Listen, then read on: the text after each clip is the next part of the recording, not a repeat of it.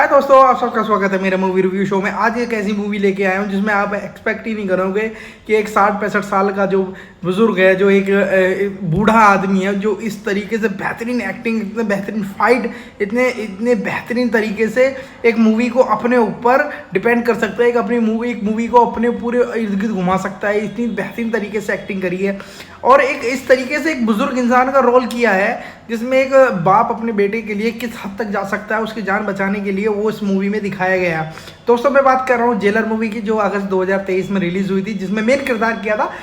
रजनीकांत ने। और ये एक तमिल मूवी थी जिसको हिंदी में भी आप देख सकते हैं, अमेजॉन प्राइम वीडियो पे ये हिंदी में आपको देखने के लिए मिल जाएगी। इस मूवी के अंदर अगर मैं और एक्टर्स की बात करूं और कैरेक्टर्स की बात करूं तो इसमें जो मेन विलन थे वो विनय नायकन हैं, जो कि अभी उभरते हुए स्टार हैं, जो कि अभी साउथ की कई मूवियों में भी विलन के रोल कर चुके हैं। अगर इस मूवी में एक और एक्टर्स की बात करूँ जो कि अभी आए हैं, एक इतनी छोटी हाइट होने के बावजूद भी इन्होंने इतना बेहतरीन एक्टिंग करते हैं, इतनी बेहतरीन किरदार करते हैं, जिनका नाम है जाफर सिद्दीकी। और एक कॉमेडियन को जानते होंगे आप, योगी बाबा की भी इसमें बहुत बेहतरीन कॉमेडी है। इन सबके इस तरीके से एक्टिंग सबने किया है कि इस मूवी को सुपर डुपर हिट बना दिया। इस मूवी के अंदर 3 मेन किरदार ऐसे हैं जिन्होंने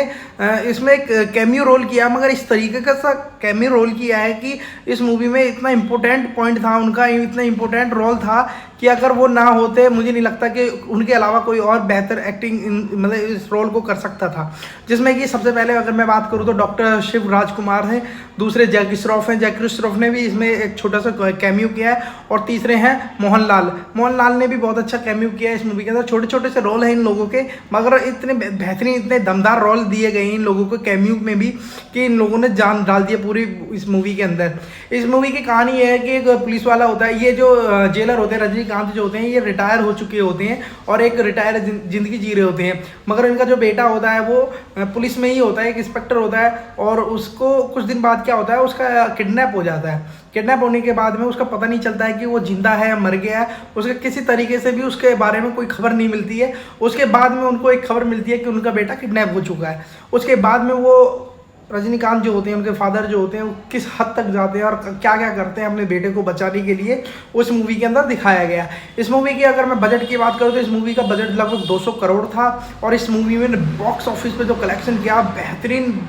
मतलब पर्दे फाड़, मतलब एकदम इतने बेहतरीन तरीके से कलेक्शन किया। इस मूवी ने लगभग 650 करोड़ का बॉक्स ऑफिस कलेक्शन किया था, जबकि ये मूवी हिंदी में इतनी ज़्यादा नहीं चली थी जितनी तमिल, तेलुगु, मलयालम लैंग्वेज में चली थी। इन लोगों की जो क्रेज़ होता है ना, जो साउथ जो इंडस्ट्री है उसमें बहुत ज़्यादा क्रेज़ होता है इन लोगों का,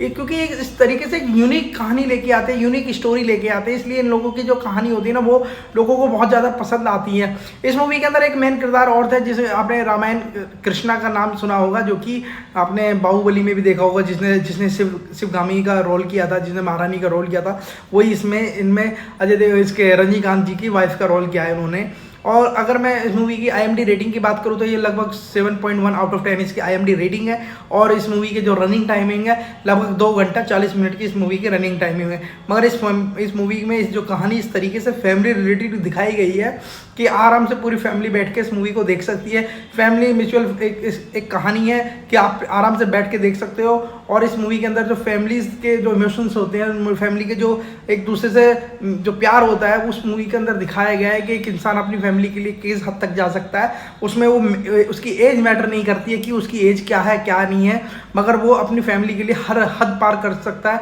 हर तरीके से अपनी फैमिली के लिए लड़ सकता है, चाहे वो कोई भी हो, कि कोई भी सामने वो मैटर नहीं करता है। इसी तरीके से रजनीकांत जी ने इस मूवी के अंदर किरदार किया है, एक 60-65 साल के बुजुर्ग का रोल किया है कि जो अपने बेटे को बचाने के लिए हद पार कर देता है और अपने बेटे को बचा के लेके आता है।